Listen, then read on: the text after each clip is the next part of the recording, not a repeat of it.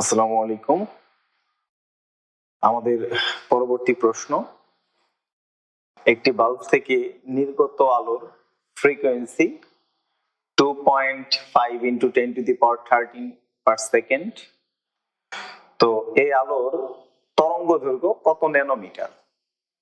এখানে আমাদের ফ্রিকোয়েন্সি অর্থাৎ কম্পাঙ্ক দেওয়া আছে, অর্থাৎ নিউ, এটা সমান হচ্ছে 2.5 into 10 to the power 13 per second। তরঙ্গ দৈর্ঘ্য ল্যামডা চাওয়া হয়েছে। তো এখান থেকে যদি আমরা তরঙ্গ দৈর্ঘ্য নির্ণয় করতে চাই, তাহলে আমরা জানি নিউ সমান হচ্ছে সি বাই ল্যামডা। সি হচ্ছে আলোর বেগ আর ল্যামডা হচ্ছে তরঙ্গ দৈর্ঘ্য। তো আলোর বেগের মান আমরা জানি 3 into 10 to the power 8, আর এখানে হচ্ছে ল্যামডা আমরা নির্ণয় করব, আর নিউ কম্পাঙ্কের মান হচ্ছে 2.5 into 10 to the power 13। তো আমরা ল্যামডাকে এই পাশে নিয়ে আসলাম, গুণ আকারে ভাগাকারে ছিল, এই পাশে আসলে গুণ হবে, আর এটা এই পাশে গিয়ে ভাগ হবে। তাহলে 3 into 10 to the power 8 ভাগ হবে 2.5 into 10 to the power 13। তো আমরা যদি এটা একটু হিসাব করি, তাহলে 3 দিয়ে যদি 2.5 দিয়ে যদি আমরা 3 কে ভাগ করি, তাহলে এটা আসবে হচ্ছে 1.2, আর এখানে হচ্ছে 8, এখানে আছে হচ্ছে 13। তো এটা উপরে গেলে এরকম আসবে 10 to the power 8, এটা 10 to the power -13 হবে। তো আমাদের 1.2 into 10 to the power 8 আর 5 হচ্ছে 13, তাহলে -5 থাকবে, এত মিটার পাবো। আমরা যদি এটা ন্যানোমিটারে নিতে চাই, তাহলে 10 to the power -5, আর এখানে হচ্ছে 10 to the power 9, এটা ন্যানোমিটার আসবে। আমরা যদি একটু হিসাব করি, তাহলে এটা আসবে হচ্ছে 1.2 ইনটু হচ্ছে 10 to the power, তো 9 থেকে 5 বাদ, তাহলে থাকবে 4, এত ন্যানোমিটার। তো এটা আমাদের হবে উত্তর। আশা করি এই প্রশ্নটা আমরা বুঝতে পারছি। আমাদের 2 নম্বর প্রশ্ন, প্লাটিনাম তারের শিখা পরীক্ষায় বেরিয়াম 2+ আয়ন লবণের আপেল গ্রিন শিখায় ফোটনের তরঙ্গ দৈর্ঘ্য 485 ন্যানোমিটার হলে 1 মোল ফোটনের শক্তি কত জুল? তো আমাদের এখানে দেওয়া আছে হচ্ছে তরঙ্গ দৈর্ঘ্য 485 ন্যানোমিটার। তো এটা আমরা হচ্ছে মিটারে নিব, 485 into 10 to the power -9 এত মিটার। আর এখানে যেহেতু আমাদের শক্তি নির্ণয় করতে হবে, তো আমরা জানি E সমান h নিউ, নিউ সমান হচ্ছে c বাই ল্যামডা। h প্ল্যাঙ্কের ধ্রুবক 6.626 into 10 to the power -34, এটা জুল সেকেন্ড এককে। আলোর বেগ 3 into 10 to the power 8, আর ল্যামডা হচ্ছে 485 into 10 to the power -9 nanometre, মানে সরি মিটার। তো এইগুলা যদি আমরা একটু হিসাব করি, তাহলে আমাদের মানটা আসবে 4.098 into 10 to the power -19 joule. তো আমাদের বলছে 1 মোল ফোটনের শক্তি, তো 1 মোলে হচ্ছে অ্যাভোগাড্রো সংখ্যক থাকবে, তাহলে E সমান হচ্ছে 4.098 into 10 to the power -19, Avogadro সংখ্যা দিয়ে গুণ করব, তাহলে এটা হবে 1 মোল ফোটনের শক্তি। হ্যাঁ, 1 মোল ফোটনের শক্তি, 1 মোল ফোটনের শক্তি। তাহলে 1 মোল ফোটনের শক্তি E সমান হবে অ্যাভোগাড্রো সংখ্যা দিয়ে গুণ করলাম, তাহলে জুল, আর এটা আসবে হচ্ছে পার মোল এককে। তো আমরা একটু দেখি কত আসে। 4.098 into 10 to the power -19 আর 6.023 into 10 to the power 23 joule per mole. তো একটু দেখা যাক কত আসে। এটা আসবে হচ্ছে 2468556.07 এত জুল পার মোল। আশা করি এই ম্যাথটা আমরা বুঝতে পারছি, এটা হচ্ছে আমাদের অ্যান্সার। আমাদের পরবর্তী প্রশ্ন, হাইড্রোজেন পরমাণু থেকে ইলেকট্রনটি বিচ্ছিন্ন হয়ে 1.2 × 10⁷ সেন্টিমিটার পার সেকেন্ড বেগে ধাবিত হলে ইলেকট্রনের তরঙ্গ দৈর্ঘ্য গণনা করো। তো আমরা যদি ইলেকট্রনের তরঙ্গ দৈর্ঘ্য গণনা করতে চাই তাহলে আমাদের বেগের মান দেওয়া, তাহলে আমরা জানি একটা সূত্র ল্যামডা সমান h/mv, অর্থাৎ ডি ব্রগলির তরঙ্গ দৈর্ঘ্যের সূত্রটা। আমাদের বেগের মান দেওয়া আছে, সেটা হচ্ছে 1.2 × 10⁷, এটা সেন্টিমিটার পার সেকেন্ড। আমরা চাইলে এটাকে মিটার পার সেকেন্ড নিতে পারি, অথবা সেন্টিমিটার পার সেকেন্ড রেখে আমরা সিজিএস পদ্ধতিতে অঙ্কটা করতে পারি। আমরা মিটার পার সেকেন্ডে নেই 1.2 × 10⁷, সেন্টিমিটার থেকে মিটারে গেলে 100 দ্বারা ভাগ, 100 দ্বারা ভাগ মানে 10⁻², তাহলে এটা আসবে হচ্ছে মিটার পার সেকেন্ড। আমরা এটা লিখতে পারি 1.2 × 10⁵ মিটার পার সেকেন্ড। তো আমরা যদি এই মানগুলো বসাই এখানে, প্ল্যাঙ্কের ধ্রুবক আমাদের জানা মান 6.626 × 10⁻34, m ইলেকট্রনের ভর, সেটা হচ্ছে 9.11 × 10⁻31 কেজিতে। আর বেগ আমরা পাইছি হচ্ছে 1.2 × 10⁵। তো এখানে আমাদের যে মান আসবে সেটা হচ্ছে মিটার এককে। আমরা একটু চেক করে দেখতে চাই যে আমাদের মানটা কত আসে। অ্যান্সার আসবে 6.06 × 10⁻⁹ মিটার। চাইলে আমরা ন্যানোমিটারে নিতে পারি। তো ন্যানোমিটারে নিলে 6.06 × 10⁻⁹ ×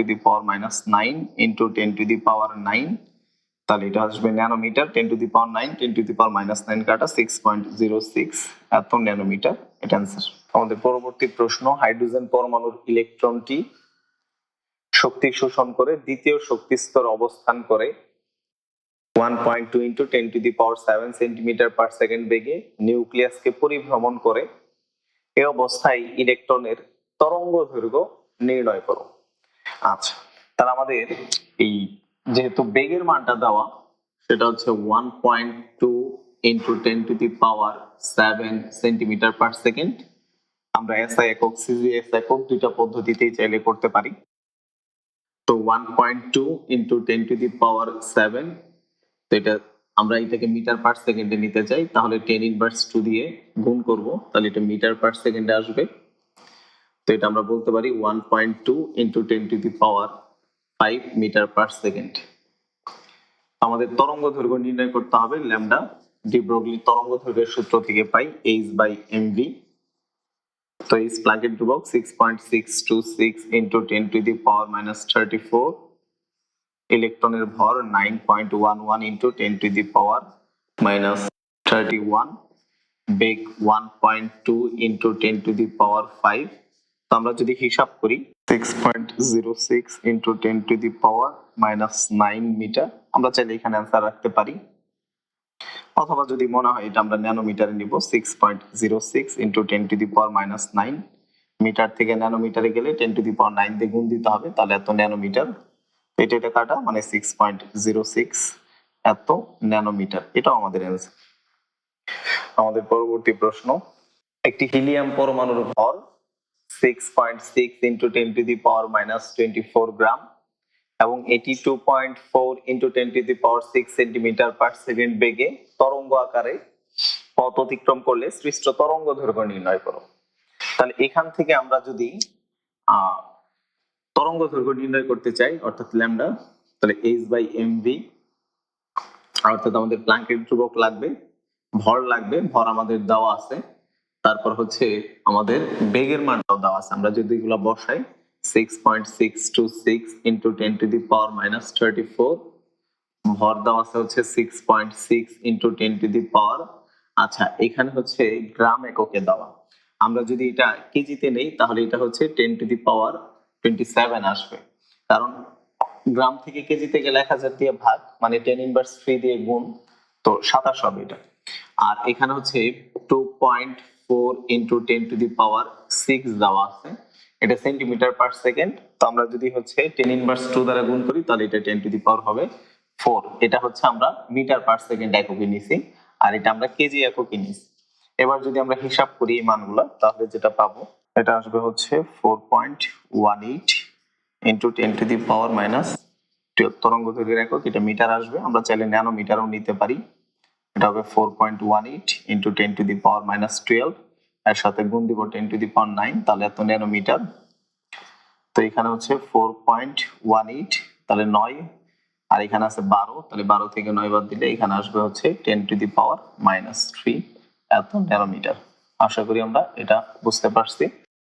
আমাদের পরবর্তী যে প্রশ্ন, যদি পরমাণুর দুটি শক্তি স্তরের শক্তির পার্থক্য 35.64 into 10 to the power minus 13 erg হয়, তবে উচ্চতর শক্তি স্তর থেকে নিম্নতর শক্তি স্তরে একটি ইলেকট্রন এর পতন ঘটলে বিকিরিত আলোক রশ্মির কম্পাঙ্ক নির্ণয় করো।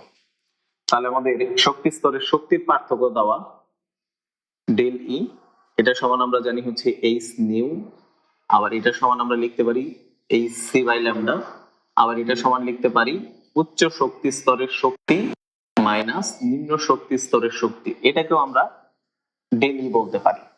তো আমাদের যেহেতু হচ্ছে শক্তি স্তরের শক্তির পার্থক্য দেওয়া আর আমাদের কম্পাঙ্ক নির্ণয় করতে হবে, তাহলে আমরা এই দুইটা দিয়ে করতে পারি। তো ডেল ই সমান হচ্ছে এইচ নিউ। তো আমাদের এখানে শক্তির স্তরে যে শক্তির পার্থক্য সেটা হচ্ছে সিজিএস পদ্ধতিতে দেওয়া। আমরা চাইলে সিজিএস এ অঙ্কটা করতে পারি, আবার যদি চাই এটাকে আমরা এসআই এককে করব তাতেও। তো এটা হচ্ছে আর্ক। আমরা যদি এখানে 35.64 into 10 to the power minus 13 erg থেকে যদি আমরা এসআই একক এটাতে যাই, তাহলে 10 টু দি পাওয়ার মাইনাস 7 শক্তির একক তখন জুল হবে, কারণ 1 জুল সমান 10 টু দি পাওয়ার 7 আর্ক। তো এবার আমরা হচ্ছে এটা লিখতে পারি 35.64 into 10 to the power minus 20 এত জুল। তো এখানে হচ্ছে যদি আমরা এই মানটা বসাই 35.64 into 10 to the power minus 20, আর এই প্লাঙ্কের ধ্রুবক 6.626 into 10 to the power minus 34, আর এখানে নিউ বের করব, তাহলে নিউ সমান আমরা লিখতে পারি 35.64 into 10 to the power minus 20 ভাগ করব হচ্ছে 6.626 into 10 to the power minus 34। তো এগুলো যদি হিসাব করি আমরা কম্পাঙ্কের একক পাবো হচ্ছে হার্টজ।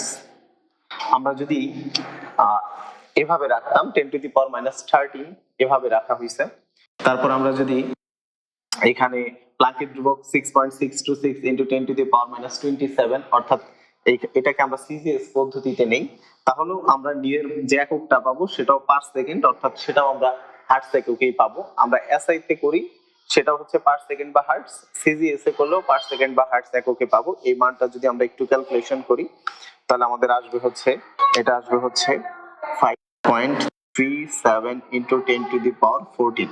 আশা করি এটা আমরা বুঝতে পারছি। আমাদের পরবর্তী যে প্রশ্ন তা হচ্ছে কোন একটি তড়িৎচুম্বকীয় বিকিরণের তরঙ্গ সংখ্যা 1.80 into 10 to the power 6 per metre হলে তার তরঙ্গ দৈর্ঘ্য ও হচ্ছে ফ্রিকোয়েন্সি নির্ণয় করো। তো আমরা যদি যেহেতু আমাদের তরঙ্গ সংখ্যাটা দেওয়া আছে, তো তরঙ্গ সংখ্যা হচ্ছে নিউ বার, যার মান 1.80 into 10 to the power 6 per metre.